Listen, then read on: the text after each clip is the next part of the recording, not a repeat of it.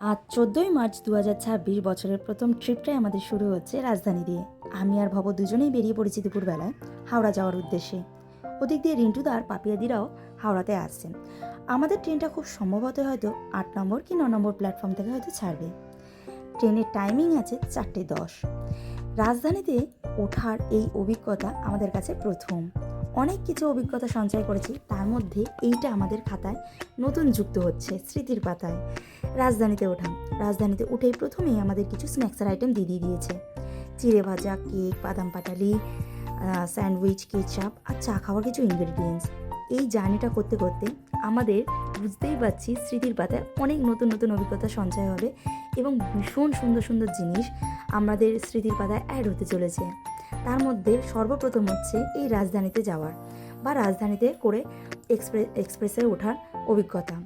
এই just Shaktigarh cross করলাম। খুব তাড়াতাড়ি এই 8:30 নাগাদ আমাদের ডিনার দেওয়া হয়ে গিয়েছিল। ভাত, ডাল, চিকেন, পরোটা আর একটা ভাজা ছিল, সাথে ছিল একটা দই, টক দই। ভব যেহেতু মাংস খায় না, তার জন্য ওর প্লেটে শুধু পনির ছিল ভেজ আইটেমের মধ্যে। খাওয়ার শেষে আমাদেরকে ভ্যানিলা আইসক্রিম দিয়ে দিয়েছে। রাজধানীর খাওয়া দাওয়া যথেষ্ট ভালো ছিল। গুণগত মান এবং পরিমাণগত মান একদম ঠিকঠাক ছিল। আমরা অনেকটা তাড়াতাড়ি রাত্রিবেলায় শুয়ে পড়েছি ওই 9টা নাগাদ, কারণ আমাদের জার্নি অনেকটা লং। দিল্লি এখনও অনেক দূরে, তারপরেও আমাদের আরও জার্নি রয়েছে। আমাদের এই জার্নির বিভিন্ন ছোট ছোট কথা, গল্প তোমাদের সাথে আমি শেয়ার করব। অনেক নতুন নতুন অভিজ্ঞতা সঞ্চয় করব, হয়তো সেইগুলোও তোমাদের সাথে শেয়ার করব। আমাদের গল্প আগে আরও অনেক অনেক হবে।